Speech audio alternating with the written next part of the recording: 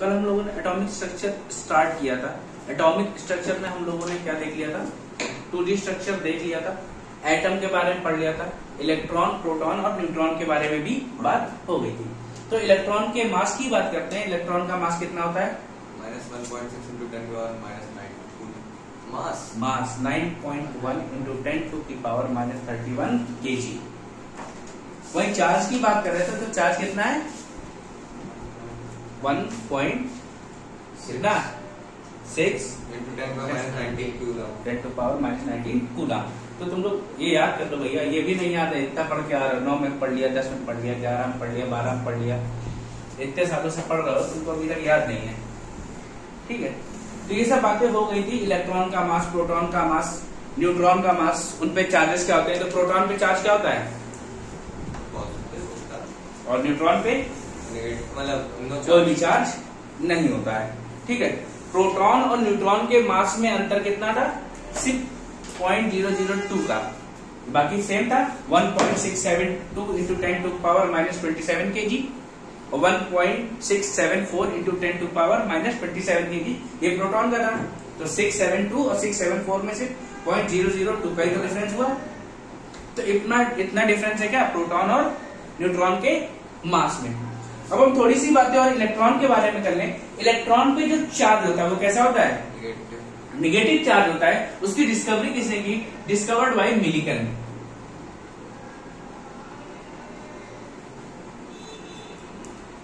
ठीक है, तो इलेक्ट्रॉन पे जो नेगेटिव चार्ज होता है उसकी डिस्कवरी किसने की? मिलिकन्स ने की।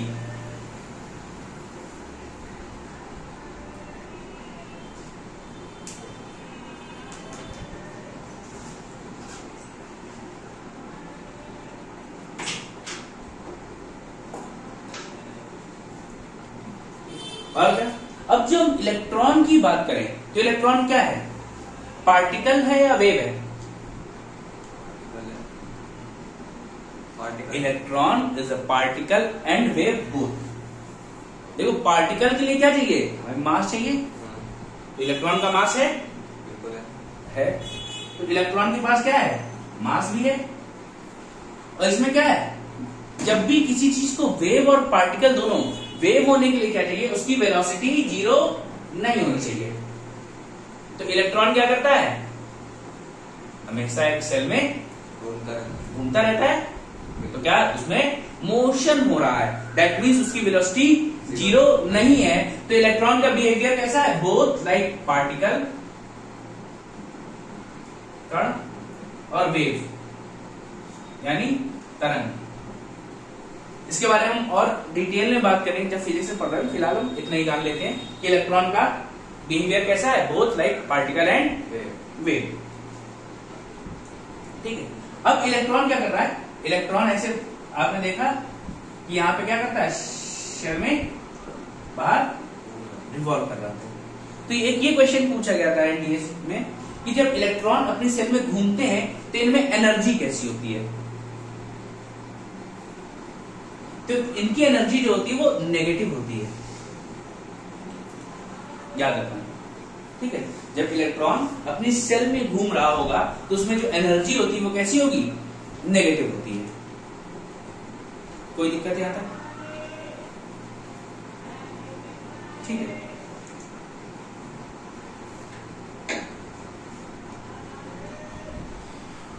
Okay.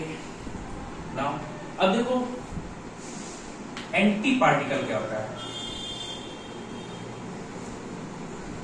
Anti particle of electron, इसकी डिस्कवरी किसने की?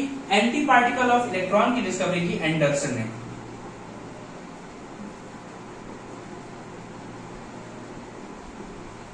अब इन्होंने क्या बताया, जो इलेक्ट्रॉन है और जो एंटी पार्टिकल है, इनके मासेस क्या होंगे? बराबर होंगे। इनका द्रव्यमान क्या है? इक्वल है। और इनमें जो चार्ज है वो भी सेम है। 1.6 × 10⁻⁻19 1.6 × 10⁻⁻19। बट इलेक्ट्रॉन का चार्ज नेगेटिव होता है, एंटी पार्टिकल का चार्ज पॉजिटिव होता है। ठीक है, या यही एंटी पार्टिकल है, इसी को हम क्या बोल सकते हैं? पॉजिट्रॉन, मतलब पॉजिटिव इलेक्ट्रॉन बोल रहा है ना। तो पॉजिट्रॉन क्या है? एक इलेक्ट्रॉन है जो कि क्या है, जिसपे पॉजिटिव चार्ज है। ठीक है, यहां तक कोई दिक्कत? अब आगे बात करें। अब आपने देखा कि यहां पे जो इलेक्ट्रॉन्स घूम रहे हैं, जब कोई इलेक्ट्रॉन यहां नॉर्मल स्टेट में घूम रहा है तो कोई दिक्कत नहीं, वो नॉर्मल है, उसके पास एनर्जी कम है।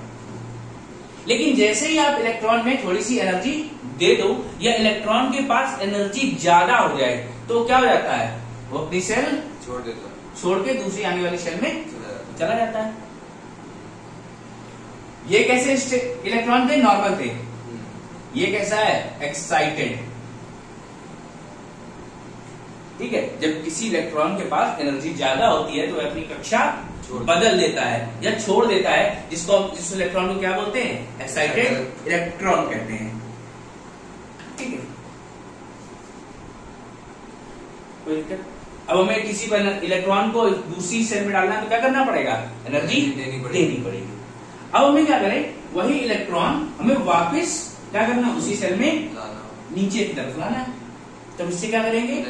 इससे एनर्जी रिलीज कराएंगे। और इससे जब एनर्जी रिलीज होती है तो किस फॉर्म में होती है ये जरूर पूछा जाता है। The energy release from the electron in the form of gamma rays. ठीक है, किस फॉर्म में? गामा रेज के फॉर्म में ये एनर्जी रिलीज करता है। कोई दिक्कत नहीं, इसमें अभी तक कोई डाउट आ रहा है? तो क्या क्या देख लिया? जो इलेक्ट्रॉन पे चार्ज होता है वो कैसा है? नेगेटिव होता है। किसने डिस्कवरी की? मिलकल्स ने की। और क्या है?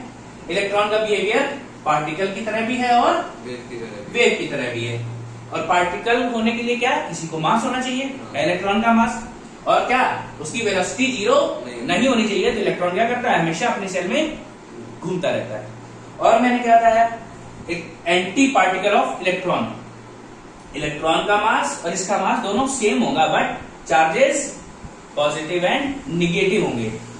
बाकी कोई दिक्कत नहीं है, सिर्फ पॉजिटिव और निगेटिव अंतर है। और इसी एंटी पार्टिकल ऑफ इलेक्ट्रॉन क्या? पॉजिट्रॉन भी बोल सकते हैं। फिर क्या बताया कि जब कोई इलेक्ट्रॉन क्या है, किसी सेल में है, उसको बाहरी एनर्जी हम एक्स्ट्रा दे दें। नॉर्मल है तो वो नॉर्मल इलेक्ट्रॉन होगा, नॉर्मल सेल में है, लेकिन उसको एनर्जी बाहर से दे दी जाए तो क्या करता है? अपनी सेल छोड़ देता है। और जब ये इलेक्ट्रॉन सेल छोड़ के दूसरी सेल में आएगा तो इसे एक्साइटेड इलेक्ट्रॉन कहते हैं। फिर क्या? जब हमें एनर्जी इससे रिलीज करानी है तो किस फॉर्म में रिलीज करेगा? In the form of gamma rays. भाई जब ये रिलीज करेगा भाई क्या होगा? इस वाली सेल में आ जाएगा नीचे की ओर। यहां तक कोई दिक्कत नहीं? ठीक है। और इलेक्ट्रॉन के पास जितनी ज्यादा एनर्जी होगी वो उतना ज्यादा अनस्टेबल होगा। अब होता क्या है, स्टूडेंट लाइफ में इसका सबसे बढ़िया एग्जांपल है, जिस स्टूडेंट के पास बहुत ज्यादा पैसा हो वो उतना ज्यादा अनस्टेबल होता है शिक्षा के लिए। भाई घर वाले क्या कर रहे हैं? घर वालों ने भाई सभी स्टूडेंट्स को मिलते थे 10-10 हजार, उसके घर वाले दे रहे हैं 30,000। तो उसने पढ़ाई के काम तो करने थे, अब उसके पास एक्स्ट्रा टाइम है, पब जा रहे हैं, घूम रहे हैं, मॉल जा रहे हैं। भाई जब आपके पास पैसा तभी ये सब एक्टिविटीज कर पा रहे हैं। तो जितना ज्यादा पैसा आपकी जेब में आ जाता है आप उतने ज्यादा अनस्टेबल रहते हैं एजुकेशन के मामले में। भाई फाइनेंशियली तो आप स्टेबल हैं, बट अगर छात्र के जीवन में देखें एज ए स्टूडेंट तो ये क्या है? अनस्टेबिलिटी क्रिएट कर रहा है। इससे क्या है? आपकी जो ऑब्स्टेकल है, आपके पास समय है, आपको पढ़ाई वाला समय आप कहाँ लगाने लगेंगे? कहीं और जा रहे हैं, घूम रहे हैं। लेकिन जब पैसा ही ना तो कहाँ जाएंगे? कहीं जाने नहीं, चुपचाप बैठ के पढ़ाई करो। ऐसे ही इलेक्ट्रॉन भी होते हैं। इलेक्ट्रॉन के पास जब बहुत ज्यादा एनर्जी होती है तो क्या करते हैं? ये फुदकते रहते हैं, अभी आगे वाली सेल में चले जाएंगे, कभी और आगे चले जाएंगे। लेकिन अगर इनके पास नॉर्मल एनर्जी है तो ये स्टेबल रहेंगे। कोई दिक्कत यहाँ तक नोट कर लो। ये सब तो कुछ पुरानी बातें थी, कल नहीं बताई गई। अब आज हम लोग बात करनी है बेसिकली 3D इलेक्ट्रॉनिक कॉन्फ़िगरेशन, यानी कल हमने 2D इलेक्ट्रॉनिक कॉन्फ़िगरेशन का लिया था, इलेक्ट्रॉनिक विन्यास का लिया था, जिसमें KLMN शेल के बारे में बात की गई थी, याद होगा। तो KLMN में कितने, उसका मैक्सिमम नंबर ऑफ इलेक्ट्रॉन्स का फॉर्मूला क्या है? 2n square. Maximum number of electron in a shell, सर्वाधिक संख्या एक कक्षा में कितने इलेक्ट्रॉन हो सकते हैं, तो क्या है उसका फॉर्मूला? 2n square. ये बात हम कर चुके थे। तो 2D की बात की थी, वहां हमने क्या बताया था? 4 शेल होती हैं, कौन कौन सी? K, L, M और N। अब इसी KLMN को क्या किया, आगे बांटा गया इसमें SPDF में, जब 3D स्ट्रक्चर बने। क्या? 3D electronic configuration. कोई दिक्कत? अब इसमें हमें सबसे पहले क्या पढ़ना है? कुछ नियम। कुछ लोग आए और अपनी अपनी थ्योरी देते गए। कोई दिक्कत? तो इसमें सबसे पहले लिखो अबाउ प्रिंसिपल।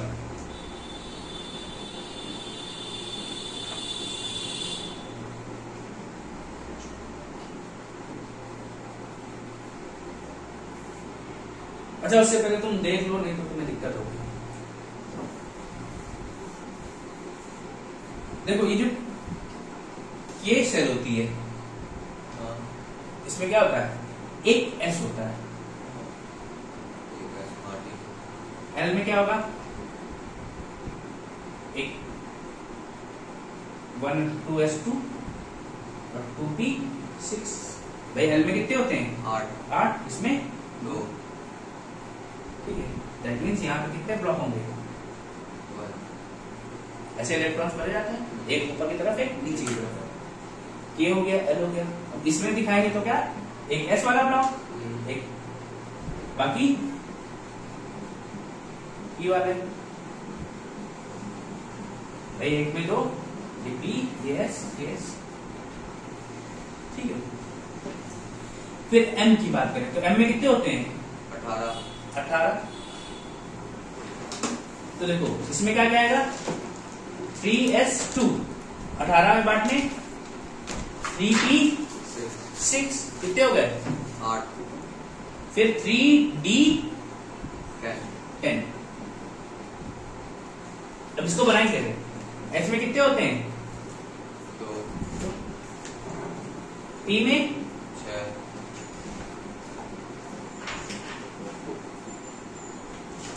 D में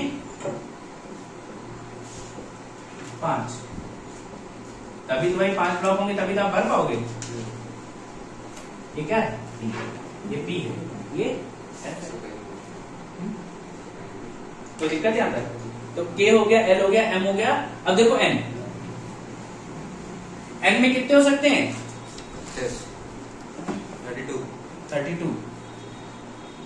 पक्का? हाँ, 32। भाई 2n स्क्वायर लगा दो सीधे सीधे। 4 चौको 16 दूनी 32, सही तो बता रहे हो। तो N में बात करें तो N में क्या होगा? 4s2, फिर 4p6, फिर 4d10, फिर 4f14। देखो SPD आपने बना लिया है। अब इसमें एक एक्स्ट्रा और बनेगा, कौन सा? F वाला।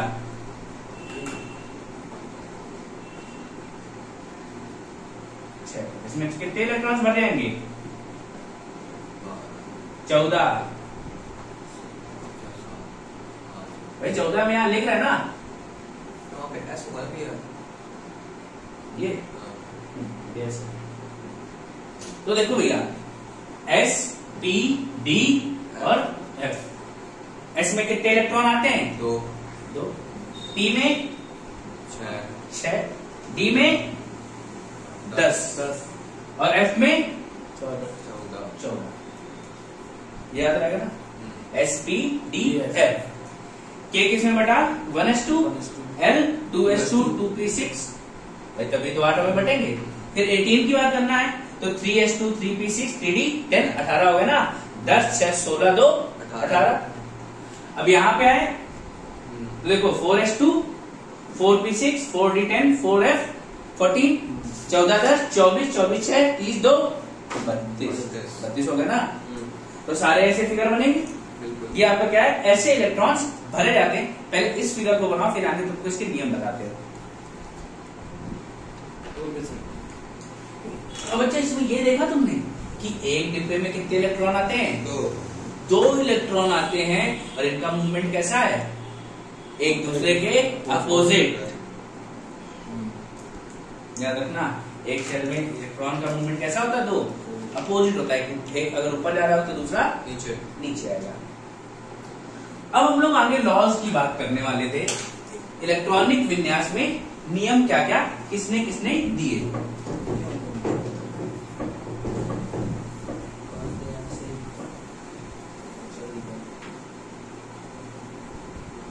तो इसमें भैया जो पहले व्यक्ति हैं उनकी हम बात करते हैं। कौन है? ऑफ बाउ प्रिंसिपल।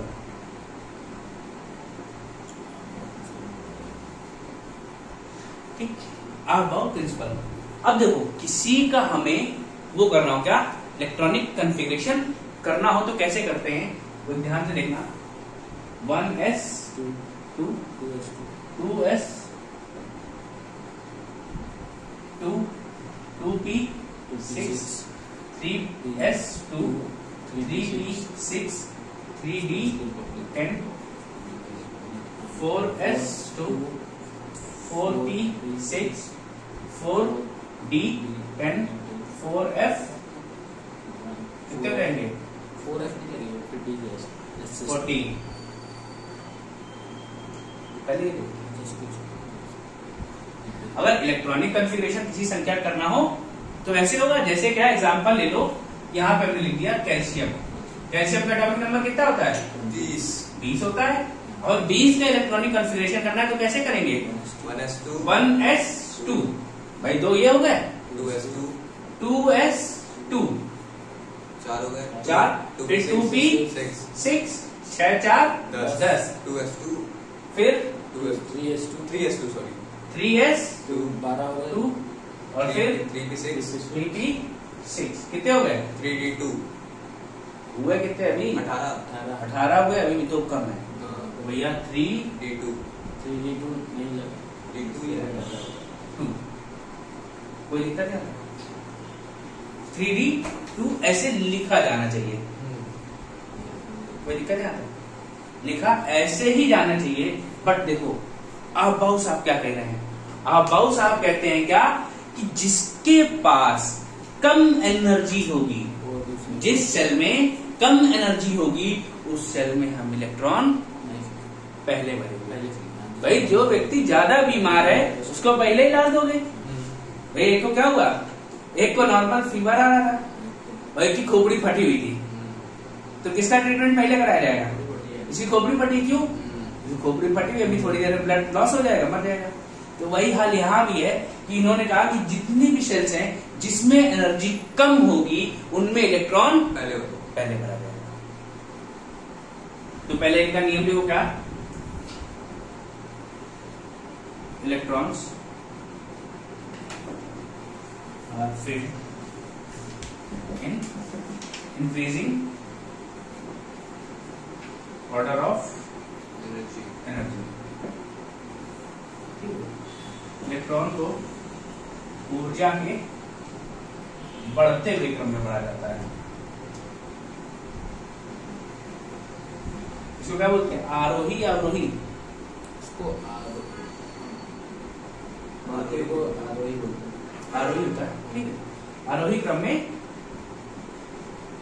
भरा जाता है, मतलब जिसके पास सबसे कम एनर्जी होगी उसमें सबसे पहले इलेक्ट्रॉन भरा जाएगा। ये लाइन आप लिख सकते हैं अपनी नोटबुक में। जिसके पास एनर्जी कम होगी उसमें पहले इलेक्ट्रॉन भरा जाएगा। जिससे क्या होगा आपको याद रहे, देख लो।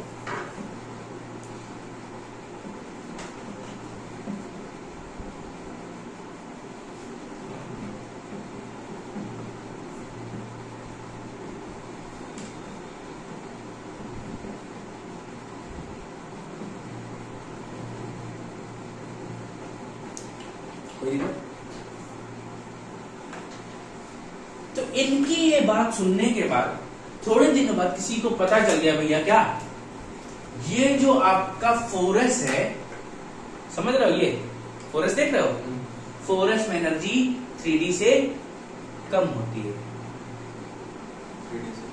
4s में एनर्जी 3d से कम होती है।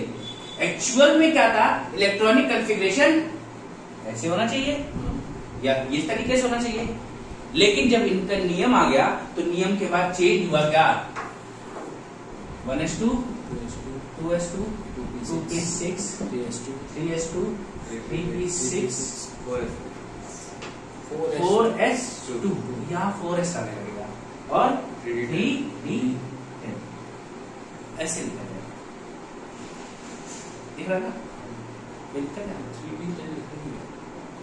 अरे डी में 10 आने ना, अभी हमने पूरा बताया, ये वाला ऊपर वाला बता रहा है, कैल्शियम का नहीं बता रहा है, ठीक है, ये पहले आता है। हाँ भाई, अब चेंज हुआ क्या, ऐसे चेंजेस हो जाएंगे, मतलब एस पहले आ जाएगा, डी बाद में आ जाएगा। अब इसी तरीके से हम कैल्शियम का देखें तो कैल्शियम का कितना है, 20 है, 1s2 2s2 2p6 2p6 3s2 3s2 3p6 3p6, तो बचे कितने भैया, 2। 3d में हमने 2 डाले थे, ये 3d में ना डाल के कहां डालेंगे, पहले s वाले में भरेंगे, बनेगा 4s2। कोई दिक्कत है,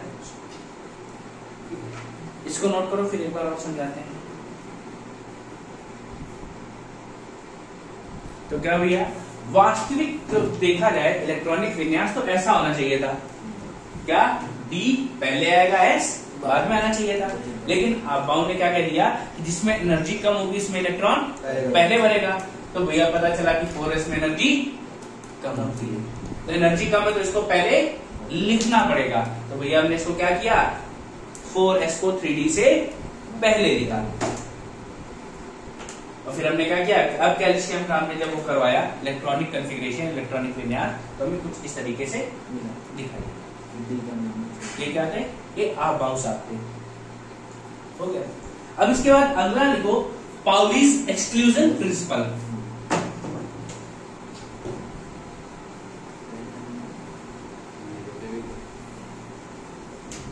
पाउली का अपमार्जक सिद्धांत, पाउली का अपमार्जक सिद्धांत।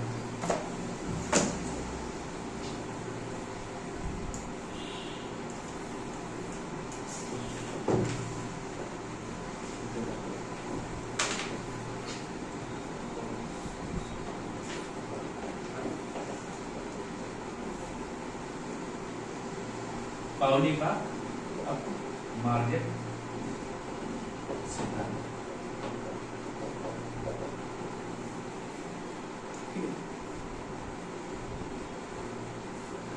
अब इन्होंने क्या कहा, इनको भी चैन नहीं पड़ रहा था, इन्होंने कहा भैया कि मैक्सिमम एक सेल में कितने इलेक्ट्रॉन्स आ सकते हैं, 2। ये बात इन्होंने कही है कि मैक्सिमम एक सेल में 2 इलेक्ट्रॉन आ सकते हैं, और दोनों इलेक्ट्रॉन क्या होंगे, एक दूसरे के विपरीत दिशा में घूम रहे होंगे, दोनों का मोशन क्या होगा, अगर एक इस तरफ से आ रहा है तो दूसरा इस तरफ से जा रहा होगा, क्लॉकवाइज एंटी क्लॉकवाइज, हाँ इस तरीके से, कोई दिक्कत है, इधर जा रहा है, इधर जा रहा है, हाँ ठीक है भाई, थोड़ी देर ऐसे आए और ऐसे जाने के पास हो गए, तो अब क्या देख रहे हो तुम, ये वाला इधर जा रहा है, ये वाला इधर जा रहा है, दोनों मूवमेंट दिख रहा है, तो क्या है, दोनों एक सेल में 2 इलेक्ट्रॉन्स होंगे, दोनों का मूवमेंट कैसा होगा, विपरीत होगा। अब ऐसे तुमने सारे सेल बना सकते हो, एक में 2 होते हैं, एक में 3 होते हैं, 3 सेल।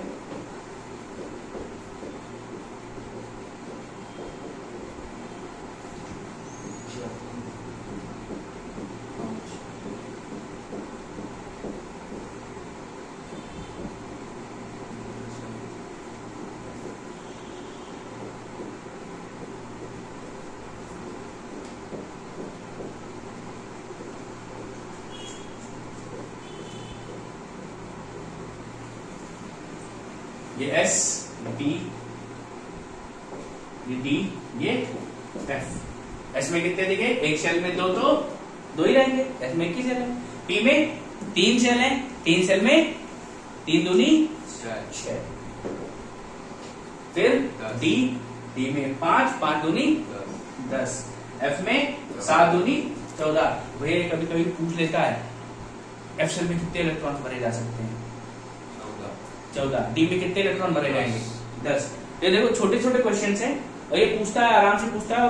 इसमें आप दिक्कत कर गए तो फिर आपका नंबर चला जाएगा। ठीक, इसके बाद आए कौन से? Niels Bohr. कौन? Niels Bohr. Niels Bohr theory. अब इन्होंने क्या दिया? नील बोर आए, इन्होंने बताया जो कक्षा यानी जो ऑर्बिट केंद्र के सबसे पास होगी उसमें एनर्जी सबसे कम होगी।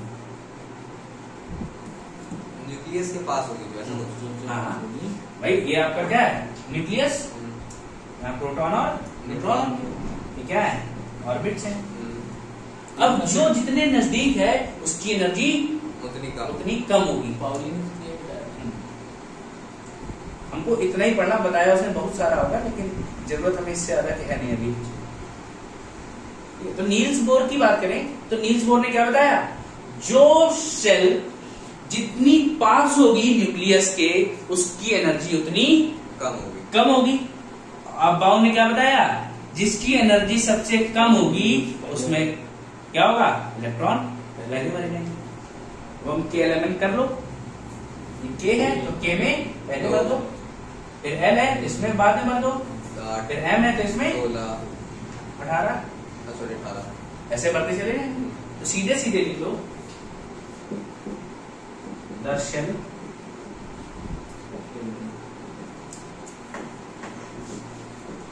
Nearest to nucleus has less energy.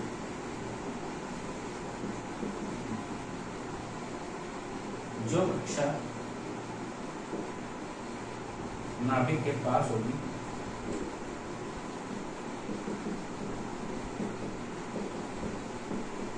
उसमें ऊर्जा भी कम होगी। कोई दिक्कत है? इसको नोट कर लो।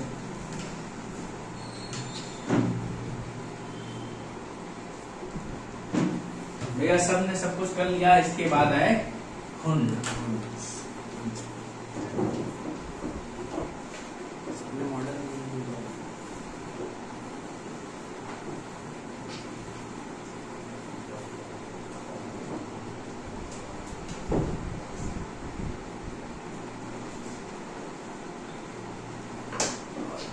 हुंड का सिद्धांत। और हुंड ने क्या कहा? हुंड यहाँ पे रजनीकांत का काम करेंगे। ठीक है, रजनीकांत क्या बोला शिवाजी में? झुंड में शेर कभी झुंड नहीं आते, है ना? सुअर कभी झुंड में नहीं आते, शेर कभी झुंड में नहीं आते। ठीक है, झुंड में तो हाँ, तो अंडरस्टूड है। तो ऐसे ही इन्होंने क्या कहा? बच्चा, इलेक्ट्रॉन कभी झुंड में नहीं आते। हम क्या कह रहे हैं कि इलेक्ट्रॉन कभी झुंड में नहीं आते। मतलब क्या? जब एक शेल थी तो इन्होंने कहा कि पहली शेल में पहले ऊपर वाला भरेगा फिर नीचे वाला भरेगा। एस थी तो कोई बात नहीं, लेकिन अगर पी होती है, तीन शेल है तो इन्होंने कहा पहले जब भरना होगा तो पहले क्या होगा? सिंगल भरेगा। ठीक है, अब इसके बाद मान लो किसी के पास 3 थे तो एक ऐसे भर जाएगा। 4 होते तो क्या होता? एक नीचे वाला भर जाता। 5 होते तो इसमें भी एक भर जाता, और 6 होते तो इसमें भी पूरे ऐसे भर जाते। कोई दिक्कत है? मतलब एक टाइम पे एक शेल पे एक इलेक्ट्रॉन भी भरा जाएगा। एक टाइम पे एक शेल में एक इलेक्ट्रॉन भी भरा जाता है। फिर जब वो पूरी शेल एक बार भर आएगा तो वापिस आएंगे, मजा नहीं आ रहा, इसको पूरा करते हैं। फिर वो क्या करेंगे? दूसरी शेल भरना स्टार्ट करेंगे। तो इस तरीके से भरे जाते हैं। तो क्या? According to Hund electrons can not be filled or two at a same time, मतलब अल्टरनेटली भरेंगे, पहले एक भरा, फिर आगे एक भरा, आगे एक भरा, फिर पीछे घूम के आए, तब दोबारा उसने रिवर्स यानी दूसरा इलेक्ट्रॉन तब भरेगा, एक साथ नहीं भरता है। कोई दिक्कत यहाँ तक, इसको नोट कर लो।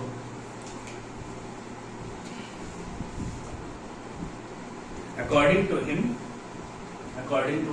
या according to Hund, for mostly single electron is filled in a shell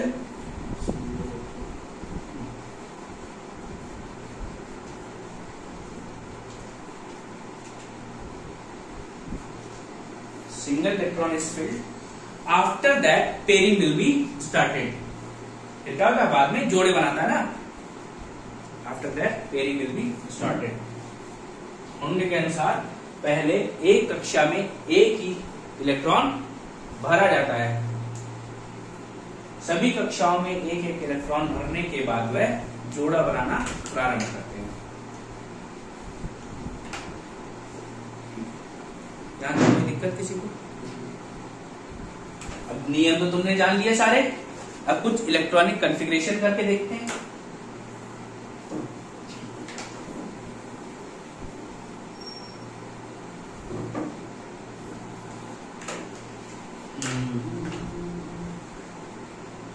अच्छा, वो जानते हो सारी inert gases?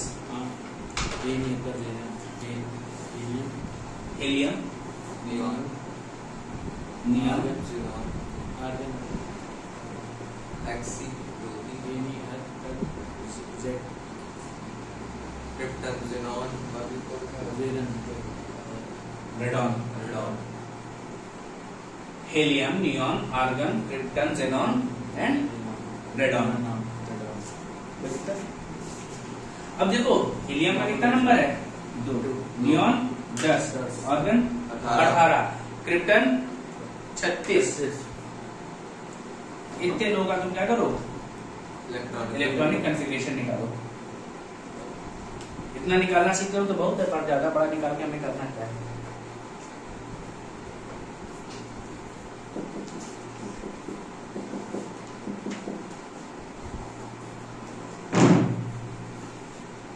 According two holes करना है।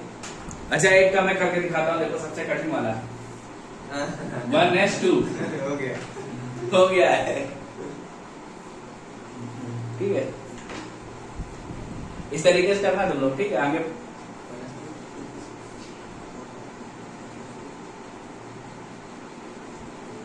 नियॉन का करें, नियॉन का नहीं कर लेंगे।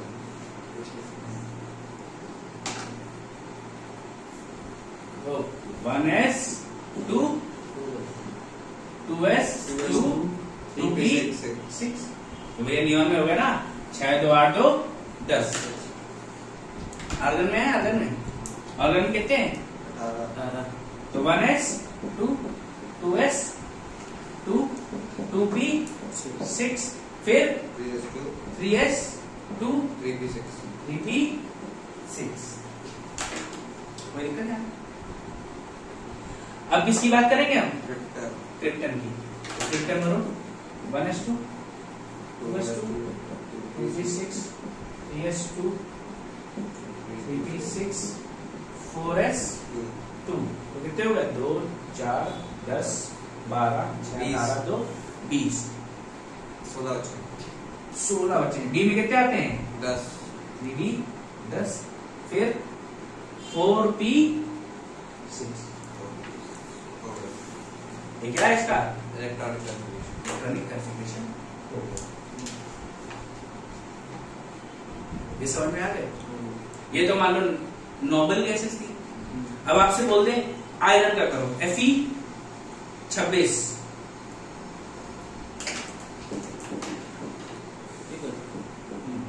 Aluminium 13, magnesium 12। करो इनका फटाफट।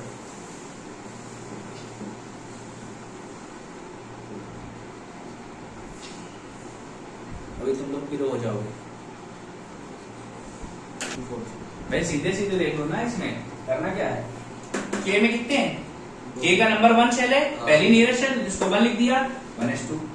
फिर L जो है दूसरी शेल होती है, L को हम 2 भर सकते हैं तो 2s2 2p6। L को हमने 2 नंबर दे दिया 2s2 और 2p6। M कौन सी होती है? तीसरी शेल होगी, अंदर से जाओगे बाहर की तरफ बढ़ोगे तो तीसरी शेल है तो 3s2 3p6 3d 10 18 ही तो भर सकते हैं इसमें। फिर इसमें कितने L में 36 भर सकते हैं तो हमने इसको नंबर दिया 4।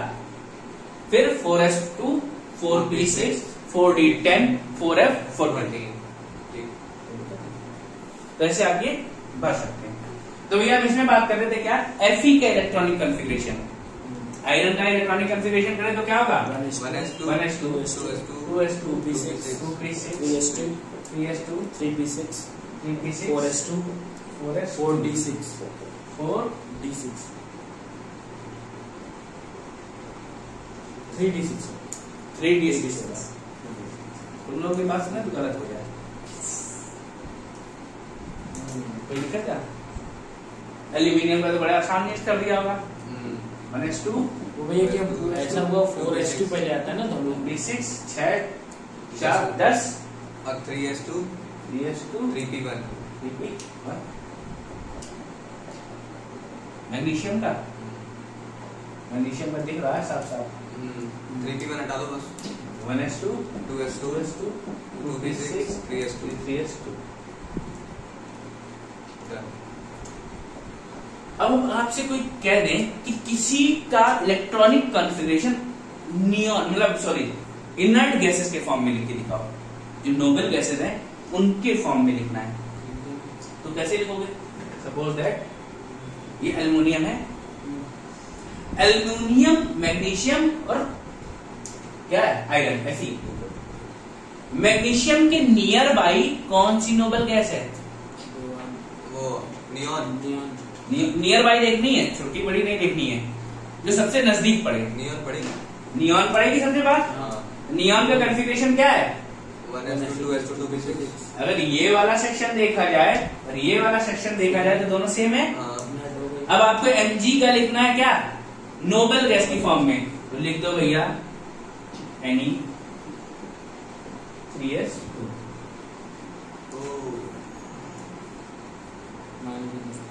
बात खत्म।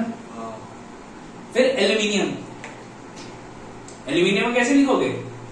Ne 3s2 2p1 Ne 3p1 3s2 3p1 3p1। अब देखो मैं आयरन लिखना, आयरन का नोबेल के फॉर्म में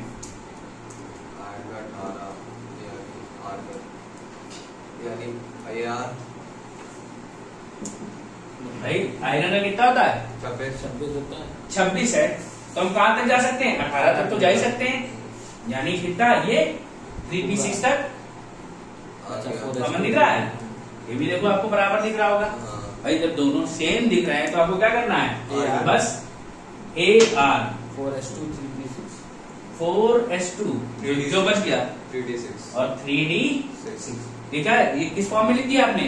नियॉन गैसेस नोबल गैसेस के फॉर्म में लिख दिया। नोबल गैसेस ठीक है, इनर्ट गैसेस के फॉर्म में कैसे लिखते हैं ये आपने देख लिया। कोई दिक्कत है आपको? ये बिल्कुल सीख लेना, याद कर लेना, कोई दिक्कत नहीं है इसमें। इनको नोट करो, फिर इसके बाद हम करते हैं स्टेबिलिटी और एक्सेप्शन। ठीक है, इसको क्या लिखेंगे? इसको लिखेंगे noble electronic configuration, noble electronic configuration, noble electronic विन्यास। ये तो नॉर्मल था, इनर्ट गैसेस का दिखा दिया मैंने, आपको नॉर्मल एलिमेंट्स का दिखा दिया। अब आपने क्या देखा? Noble electronic configuration.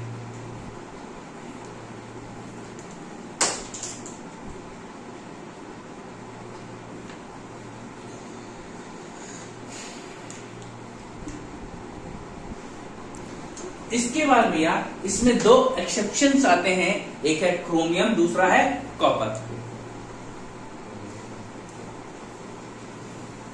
कॉपर का नंबर कितना होता है?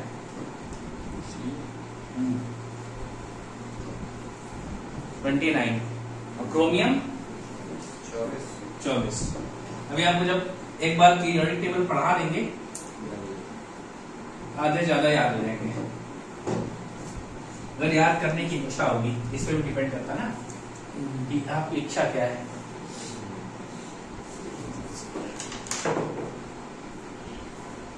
अच्छा, इनका इलेक्ट्रॉनिक कॉन्फ़िगरेशन करो जरा।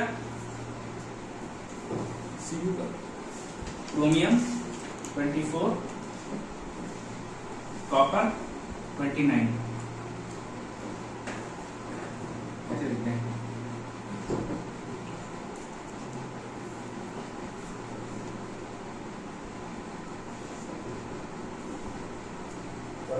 इलेक्ट्रॉनिक कॉन्फ़िगरेशन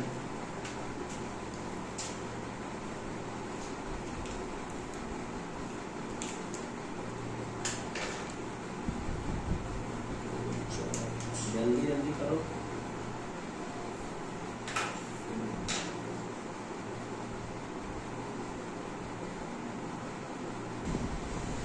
देखो भैया करके देखते हैं। कॉपर का क्रोमियम का number 24, 1s 2 2s 2 2p 6 3s2 3p 6 4s 2 कितने हो गए? 20 3d4 ये दिख रहा है। होना तो ये चाहिए, लेकिन होता क्या है इनमें, इनकी जब आप शेल देखोगे तो डी कैसे है, ऐसे 5 शेल्स होंगे डी में। इसके पास कितने इलेक्ट्रॉन्स हैं? एक है, 4 ही तो है डी में।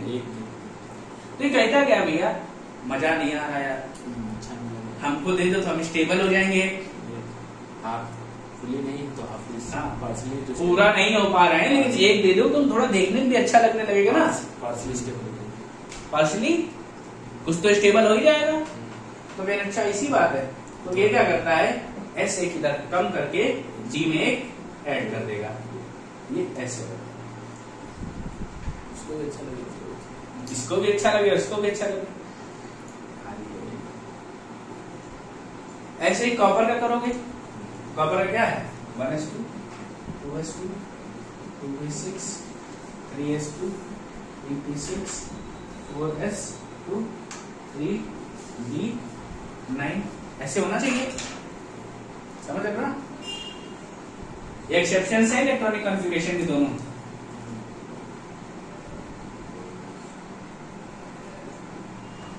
अब देखो मैंने क्या बताया, इसका इलेक्ट्रॉनिक कॉन्फ़िगरेशन कुछ ऐसा होगा।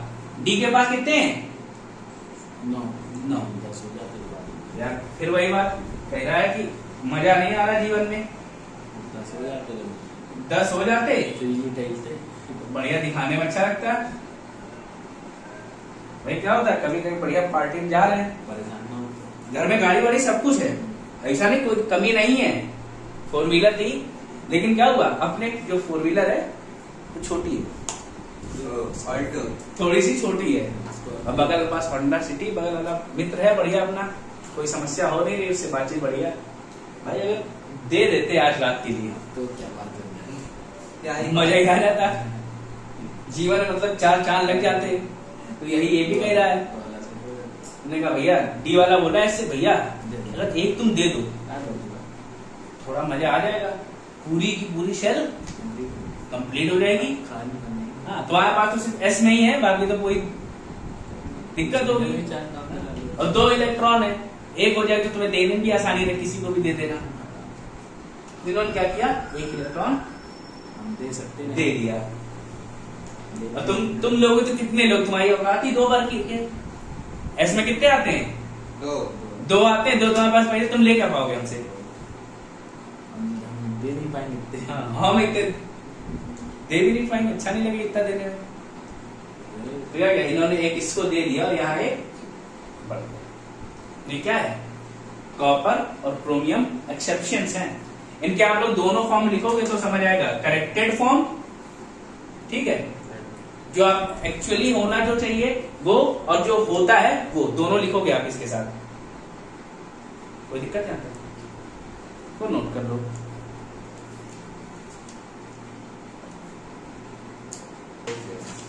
ठीक है भैया, तो ये क्या है, एक्सेप्शन है क्रोमियम में, जिसमें क्या होता है 4s वाला एक d को एक अपना इलेक्ट्रॉन दे देता है, तो d थोड़ा स्टेबल हो जाएगा। और ऐसे क्या कर रहा है, इसमें भी एक एक्सेप्शन है, इसमें भी d वाले को एक इलेक्ट्रॉन कौन दे देगा, s वाला, कॉपर में भी। तो इस तरीके से आपका ये आज का काम हो गया। कल इसमें थोड़ा सा बचा है, बता देंगे, उसके बाद हम लोग अपना नेक्स्ट चैप्टर स्टार्ट कर लेंगे। ठीक है, तब तक के लिए टाटा।